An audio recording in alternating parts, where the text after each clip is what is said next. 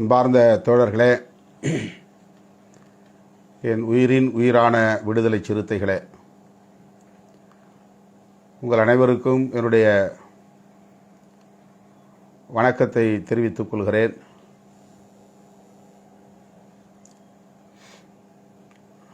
நாளை நாடெங்கிலும் நமது ஆர்ப்பாட்டம் நடைபெற உள்ளது. ஒருங்கிணைந்த மாவட்டத்தின் சார்பில் ஒரே இடத்தில் இந்த ஆர்ப்பாட்டத்தை தோழர்கள் நடத்த வேண்டும். பிரிக்கப்பட்ட மாவட்டங்களில் தனித்தனியே நடத்துகிற முயற்சிகளை யாரும் மேற்கொள்ளக்கூடாது. ஒரு சில மாவட்ட செயலாளர்கள் அந்த முயற்சியிலே ஈடுபடுவதாக தகவல்கள் கிடைத்தன. ஒரு மாவட்டத்தில் 3 அல்லது 4 மாவட்ட செயலாளர்கள், 5 அல்லது 6 மாவட்ட செயலாளர்கள் என்று பெரிய மாவட்டங்கள் பிரிக்கப்பட்டிருக்கின்றன. அத்தகைய மாவட்டங்களில்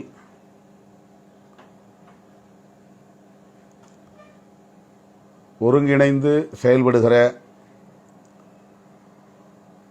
முயற்சியை மேற்கொள்ள வேண்டும். ஒரே இடத்தில் ஆர்ப்பாட்டத்தை ஒருங்கிணைக்க வேண்டும். தலைமை என ஒரு மாவட்ட செயலாளரை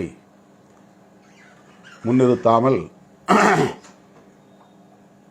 6 மாவட்டங்கள் என்றால் 6 மாவட்ட செயலாளர்களும் தலைமை வகிப்பார்கள் என்கிற வகையிலே அறிவிப்புகள் இருக்க வேண்டும். முன்னிலை என்கிற போது அந்த மாவட்டத்தில் உள்ள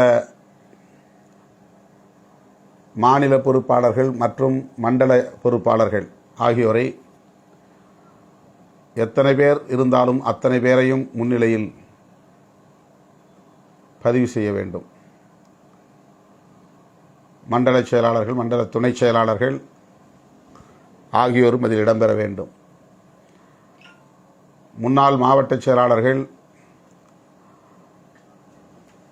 இதர முன்னணி பொறுப்பாளர்கள், துணைநிலை அமைப்புகளின் மாவட்ட பொறுப்பாளர்கள், நாடாளுமன்ற தொகுதி செயலாளர்கள், துணை தொகுதி செயலாளர்கள் ஆகியோரையெல்லாம் அதற்கென தனியே பிரித்து அவர்களின் பெயர்களையும் பதிவு செய்ய வேண்டும்.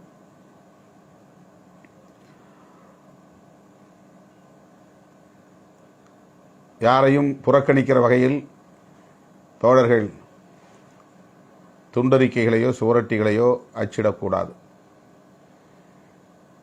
ஒருங்கிணைந்து செயல்படுவதற்காகத்தான் இத்தகைய செயல் திட்டங்களை நாம் வரையறுக்கிறோம். கடந்த முறை ராணிப்பேட்டை மாவட்டத்தில் மாவட்ட செயலாளர் இளையநிலா சென்னையில் நடைபெற்ற ஆர்ப்பாட்டத்திற்கு வந்திருந்தார். அங்கே ஒருங்கிணைந்து நடைபெற்ற ஆர்ப்பாட்டத்தில் அவர் பங்கேற்க இயலவில்லை. ஒரு இணக்கமான சூழல் இல்லை என்ற விளக்கம் தரப்பட்டது. முன்னின்று அதனை ஒருங்கிணைக்கக்கூடிய மூத்த பொறுப்பாளர்கள், குறிப்பாக இந்த பட்டியலில் நாம் கருத்துரை மற்றும் ஒருங்கிணைப்பு என்று பதிவு செய்திருக்கிறோம். அந்த ஒருங்கிணைப்பில் இடம்பெற்றுள்ள தோழர்களின் பணி அதுதான். மாவட்ட செயலாளர்களை ஒருங்கிணைக்க வேண்டும், இதர பொறுப்பாளர்களை ஒருங்கிணைக்க வேண்டும், உரிய வழிகாட்டுதலை தர வேண்டும், துண்டறிக்கைகள் சுவரொட்டிகள் அச்சிட்டால் அதில் எவ்வாறு பெயர்கள் இடம்பெற வேண்டும் என்பதை கண்காணிக்க வேண்டும், அதற்கு உரிய வழிகாட்டுதலை தர வேண்டும். இவையெல்லாம் அந்த ஒருங்கிணைப்பாளர்களின் பணிகள். குறிப்பிட்ட நேரத்தில் நிகழ்ச்சியை தொடங்க வேண்டும், குறிப்பிட்ட நேரத்தில் நிகழ்ச்சியை முடிக்க வேண்டும். திமுக, காங்கிரஸ், இடதுசாரிகள் உள்ளிட்ட நமது தோழமை கட்சிகளை சார்ந்த மாவட்ட தலைவர்களை, மாவட்ட பொறுப்பாளர்களை அனைவரையும் அழைக்க வேண்டும் என்றில்லை. வாய்ப்புள்ளவர்களை அழைத்து அந்த நிகழ்ச்சியிலே பங்கேற்க செய்ய வேண்டும். ஊடகங்களுக்கு முன்கூட்டியே தகவல் தெரிவிக்க வேண்டும். அச்சு ஊடகம், காட்சி ஊடகம் என்று தொலைக்காட்சி ஊடகவியலாளர்கள், அச்சு ஊடகவியலாளர்கள் ஆகியோருக்கு முன்கூட்டியே தகவல் தெரிவித்து அவர்கள் ஆர்ப்பாட்டம் தொடங்குகிற போது வந்து அவற்றையெல்லாம் பதிவு செய்வதற்கு ஏதுவாக இடம் ஒதுக்கி தர வேண்டும். ஊடகவியலாளர்களை யாரும் கவனிக்கவில்லை என்கிற புகார் வரக்கூடாது. ஊடகவியலாளர்களுக்கு தகவல் தரப்படவில்லை என்கிற புகார் வரக்கூடாது. மாவட்ட செய்தி தொடர்பாளர்கள் இந்த பணியைத்தான் மேற்கொள்ள வேண்டும். அந்த மாவட்டத்தில் உள்ள அனைத்து ஊடகங்களுக்கும் தகவல் தர வேண்டும். தொலைக்காட்சி ஊடகங்களுக்கு மட்டுமின்றி அச்சு ஊடகங்களுக்கும் தகவல் தர வேண்டும். வாய்ப்பு இருந்தால் அந்த பகுதியில் உள்ள யூடியூப் சேனல்ஸ், ரொம்ப புகழ்பெற்ற யூடியூப் சேனல்ஸ் மட்டும்தான் தகவல் தர வேண்டும் என்று இல்லை. அந்தந்த பகுதிகளில் தனித்து இயங்கக்கூடிய யூடியூப் சேனல்களுக்கும் நீங்கள் தகவல் தரலாம். அவர்களை அழைத்து அவற்றை பதிவு செய்யலாம். அடுத்து முகநூலில் அவரவர் தங்கள் ஐடியில், முகவரியில் இந்த ஆர்ப்பாட்டம் நடக்கிற போது நேரலை செய்யலாம். முழக்கங்கள் எழுப்புகிற போதும் உரையாற்றுகிற போது மட்டும் நேரலை வேண்டும். நடப்பது, சும்மா பேசிக்கொண்டிருப்பது என்று கண்டதையெல்லாம் நேரலையில் காட்டக்கூடாது. ஆர்ப்பாட்டம் தொடங்கிய பிறகு முழக்கங்கள் எழுப்புகிற போது சில நிமிடங்கள் முழக்கங்களை நேரலை காட்டலாம். அதன் பின்னர் முன்னணி பொறுப்பாளர்கள் பேசுகிற போது நேரலையில் காட்ட வேண்டும். ஒருவர் பேசி முடித்த பிறகு அந்த நேரலையை துண்டித்து விட வேண்டும். இடைவெளி விட்டு அடுத்தவர் பேசுகிற போது பேசத் தொடங்கியதும் நேரலையை தொடங்க வேண்டும். அவர் பேசி முடிக்கிற வரையில் நேரலை காட்டலாம், பிறகு துண்டித்து விட வேண்டும். நேரலையை காட்டுகிறவர்கள் தொலைபேசியை கையிலே வைத்துக்கொண்டு கண்டபடி பேசக்கூடாது. கைபேசியை வைத்திருப்பவர்களே கூச்சல் போடுவது, கத்துவது, பேசுவது நேரலையில் ஒளிபரப்பாகும். நேரலை பரப்பக்கூடியவர்கள், தொலைபேசியை கையிலே வைத்திருப்பவர்கள் சத்தம் போட்டு எதையும் பேசக்கூடாது. ஏதாவது பேச விரும்பினால் நேரலையை துண்டித்து விட்டுத்தான் பேச வேண்டும். இதையெல்லாம் செய்தி தொடர்பாளர் கண்காணிக்க வேண்டும், வழிகாட்டுதல் தர வேண்டும். என்னுடைய நேரலையில் தான், என்னுடைய முகவரியில் தான், முகநூலில் தான் அதை நேரலையாக பரப்ப வேண்டும் என்று இல்லை. மாவட்ட செயலாளர்களுடைய முகநூலில் பரப்பலாம், ஒவ்வொருவருடைய முகநூலிலும் பரப்பலாம். அது மிக முக்கியமானது.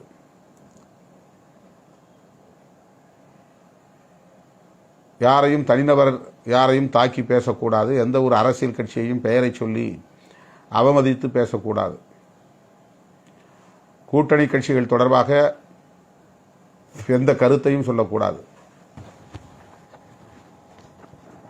இவிஎம் வேண்டாம், இல்லையேல் இவிஎம்மோடு ஒப்புகை சீட்டை இணைத்து தேர்தலை நடத்த வேண்டும். ஒப்புகை சீட்டுகளை எண்ணி தேர்தல் முடிவுகளை அறிவிக்க வேண்டும்.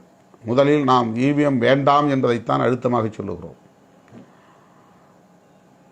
இவிஎம் உடனே நிறுத்தப்பட வாய்ப்பில்லை என்கிற நிலையில்தான் அதற்கு மாற்று ஆலோசனையாக விவிபிஏடி என்று சொல்லப்படக்கூடிய ஒப்புகை சீட்டு என்று நாம் தமிழிலே அதை சொல்லுகிறோம். அந்த ஒப்புகை சீட்டு எந்திரமும் வாக்குப்பதிவு எந்திரமும் இணைக்கப்பட வேண்டும், தனித்தனியே இருக்கக்கூடாது. வாக்காளர்கள் அனைவரும் ஒப்புகை சீட்டை பெறுவதற்கு ஏற்ப வசதி செய்யப்பட வேண்டும். ஹோட்டல் உணவு விடுதிகளுக்கு நாம் செல்லுகிறோம். சாப்பிட்டு விட்டு கட்டணத்தை செலுத்தும் போது அவர்கள் நமக்கு அந்த கட்டணத்தை பெற்ற ரசீதை வழங்குகிறார்கள்.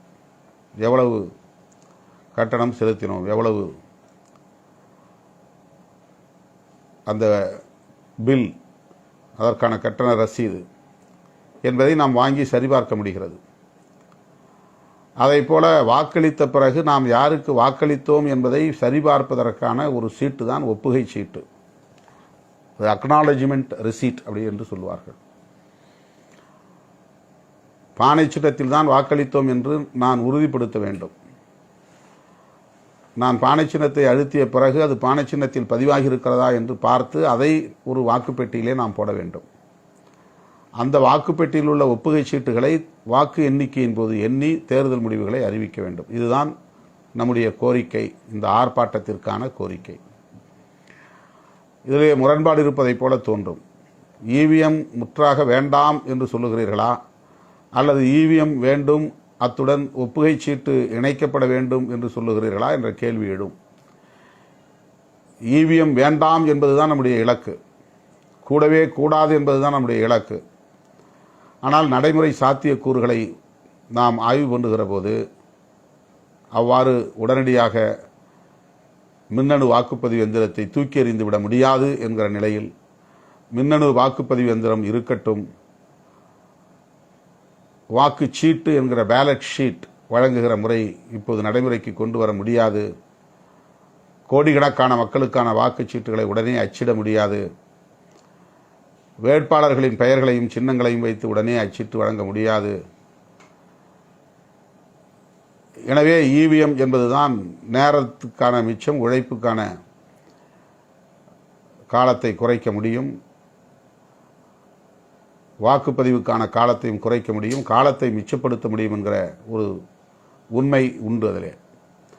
ஆகவே வாக்குப்பதிவு மின்னணு வாக்குப்பதிவு எந்திரம், எலக்ட்ரானிக் ஓட்டிங் மெஷின் அது இருந்தால், நடைமுறையில் இருந்தால், அதில் வாக்குப்பதிவை செய்தவுடன் பக்கத்திலேயே நமக்கு அந்த ரசீது கையிலே கிடைக்க வேண்டும். எந்த சின்னத்திற்கு வாக்களித்தோம், அதிலே பெயரும் சின்னமும் சரியாக இருக்கிறதா என்று பார்த்து அதன் பின்னர் அந்த வாக்குச்சீட்டு ஒப்புகை சீட்டு போடுவதற்கான பெட்டியில் அதை மக்கள் போட்டுவிட்டு வர வேண்டும், வாக்காளர்கள் ஒவ்வொருவரும் போட்டுவிட்டு வர வேண்டும். ஆகவே எந்த குழப்பமும் இல்லை. மின்னணு வாக்குப்பதிவு எந்திரம் கூடாது என்பது நம்முடைய இலக்கு. தற்போதைய சூழலில் நடைமுறை சாத்தியக்கூறுகளை கவனத்தில் கொள்ளுகிற போது மின்னணு வாக்குப்பதிவு எந்திரத்தை பயன்படுத்தினால் ஒப்புகை சீட்டு வழங்க வேண்டும், 100 விழுக்காடு அது எல்லா வாக்காளர்களுக்கும் வழங்கப்பட வேண்டும். அந்த ஒப்புகை சீட்டு வாக்குப்பெட்டிகளில் போட்ட பின்னர் அதை எண்ணி தேர்தல் முடிவை அறிவிக்க வேண்டும் என்பது இரண்டாவது நாம் முன்வைக்கிற ஆலோசனை. இதை வலியுறுத்தி தான் எல்லோரும் பேச வேண்டும். பிஜேபியை ஏன் நாம் ஆட்சியிலிருந்து தூக்கி எறிய வேண்டும் என்பதற்கான காரணங்களை விளக்க வேண்டும். ஜனநாயக சக்திகள் ஏன் ஒருங்கிணைய வேண்டும் என்பதற்கான விளக்கங்களை தர வேண்டும். தமிழ்நாட்டில் பிஜேபி காலூன்ற கூடாது, அப்படி காலூன்றினால் எத்தகைய பாதிப்புகளை நாம் சந்திக்க நேரும் என்பதையெல்லாம் விளக்கி பேச வேண்டும். கருத்தியல் சார்ந்து நம்முடைய முழக்கங்களும் நம்முடைய உரைகளும் அமைய வேண்டும். எந்த காரணத்தை முன்னிட்டும் தனிநபர்களையோ அமைப்புகளையோ சாடுகிறோம் என்கிற பெயரால் லூஸ் டாக் எதுவும் செய்துவிடக்கூடாது. கட்டுப்பாடு இல்லாமல் எந்த வார்த்தைகளையும் கொட்டிவிடக்கூடாது. ஊடகங்களின் கவனத்தை ஈர்க்கிறோம் என்கிற பெயரில் தடிப்பான வார்த்தைகளையும் நாம் பயன்படுத்தக்கூடாது. எந்த அரசியல் கட்சிக்கும் அல்லது அரசியல் தலைவருக்கும் நாம் சவால் விடக்கூடாது. அத்தகைய அணுகுமுறைகளை தோழர்கள், உரையாற்றப் போகிற தோழர்கள், கருத்துரை என்று அனைத்து மாவட்டங்களுக்கும், ஒருங்கிணைந்த மாவட்டங்களுக்கும் மேலிட பொறுப்பாளர்களை நாம் நியமித்திருக்கிறோம். ஒட்டுமொத்த போராட்ட பணிகளையும் ஒருங்கிணைப்பதற்கு அந்த மாவட்டத்தில் உள்ள தோழர்களிடையே ஒரு நல்லிணக்கத்தை ஏற்படுத்துவதற்காக நாம் ஒருங்கிணைப்பு என்கிற பெயரில் ஒரு மாவட்டத்திற்கு ஒருவர், ஒரு சில இடங்களில் இருவர் என்று நாம் நியமனம் செய்திருக்கிறோம். ஆகவே இவர்கள் அனைவருமே மேலிட பொறுப்பாளர்கள் தான். இந்த ஆர்ப்பாட்டத்திற்காக மட்டும் நியமிக்கப்பட்டிருக்கிற இந்த மேலிட பொறுப்பாளர்கள் மிகுந்த பொறுப்புணர்வோடு செயல்பட வேண்டும் என்று கேட்டுக்கொள்கிறேன்.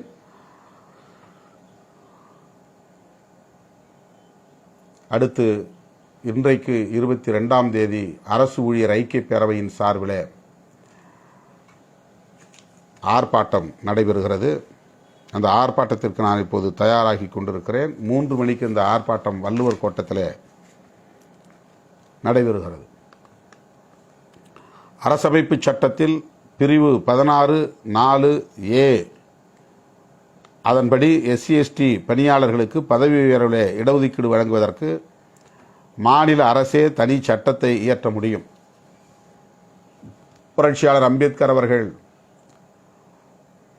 இந்த வாய்ப்பை, மாநில அரசுகள் சட்டம் இயற்றுவதற்கான வாய்ப்பை அரசமைப்பு சட்டத்தில் உறுதிப்படுத்தி இருக்கிறார். 16வது ஆர்டிக்கிள், அது உறுப்பு எண் 16, பிரிவு 4, துணை பிரிவு A அல்லது ஆ, ஆங்கிலத்திலே A, 16(4)(a) இதன்படி மாநில அரசே ஷெட்யூல் காஸ்ட், ஷெட்யூல் ட்ரைப்ஸ் சமூகங்களை சார்ந்த அரசு பணியாளர்களின் பதவி உயர்வை சட்டப்படியாக உறுதிப்படுத்துவதற்கு சட்டம் இயற்றிக் கொள்ளலாம் என்று இந்த பிரிவு சொல்லுகிறது. ஆகவே மாநில அரசு இந்த அரசமைப்பு சட்டம் உறுப்பு எண் 16 பிரிவு 4 உபப்பிரிவு ஏ அதன்படி சட்டத்தை இயற்ற வேண்டும் என்று வலியுறுத்தி வருகிறோம். அரசு ஊழியர் ஐக்கிய பேரவையின் சார்பில் திருச்சிராப்பள்ளியில் நடைபெற்ற நிகழ்ச்சியில் இது குறித்து ஏற்கனவே தீர்மானம் நிறைவேற்றப்பட்டிருக்கிறது. அண்மையிலே ஒரு 23-24 அமைப்புகள் ஒருங்கிணைந்து 16(4)A படி தமிழ்நாடு அரசு சட்டத்தை இயற்ற வேண்டும் என்று வலியுறுத்தி வள்ளுவர் கோட்டத்தில் ஆர்ப்பாட்டம் நடைபெற்றது. விடுதலை சிறுத்தைகளின் சார்பிலே நானும் அதில் பங்கேற்று உரையாற்றியிருக்கிறேன். அதிலேயும் அரசு ஊழியர் ஐக்கிய பேரவை பங்கேற்றது என்பது குறிப்பிடத்தக்கது. சட்டப்பேரவை இன்றோடு முடிகிறது. இந்த நிலையில் அரசின் கவனத்தை ஈர்ப்பதற்காக, தமிழ்நாடு முதல்வரின் கவனத்தை ஈர்ப்பதற்காக நமது கட்சியின் அரசு ஊழியர் பிரிவான அரசு ஊழியர் ஐக்கிய பேரவையின் சார்பில் இந்த கோரிக்கையை வலியுறுத்தி இன்றைக்கு வள்ளுவர் கோட்டம் அருகே மாபெரும் ஆர்ப்பாட்டம் நடைபெறுகிறது. சென்னை மாவட்டத்தை சார்ந்த அனைத்து பொறுப்பாளர்களும் தவறாமல் இந்த ஆர்ப்பாட்டத்தில் பங்கேற்க வேண்டும் என்று நான் அழைப்பு விடுக்கிறேன். இது அரசு ஊழியர்களின் நிகழ்ச்சி என்று யாரும் கண்டும் காணாமல் இருந்துவிடக்கூடாது. மாவட்ட பொறுப்பாளர்கள், மாநில பொறுப்பாளர்கள், வட்ட பொறுப்பாளர்கள் என்று கட்சியின் முன்னணி பொறுப்பாளர்கள் அனைவரும் இன்று மாலை 3 மணி அளவில் வள்ளுவர் கோட்டம் அருகே நடைபெற உள்ள ஆர்ப்பாட்டத்திற்கு வர வேண்டும் என்று வேண்டுகோள் விடுக்கிறேன். அரசு ஊழியர் ஐக்கிய பேரவையை சார்ந்த அனைவரும் இன்றைக்கு ஒரு நாள் அல்லது அரை நாள் விடுப்பு போட்டுக்கொண்டு இந்த ஆர்ப்பாட்டத்தில் வந்து பங்கேற்க வேண்டும் என்று கேட்டுக்கொள்கிறேன். மீண்டும் நாளை சந்திப்போம். நன்றி, வணக்கம்.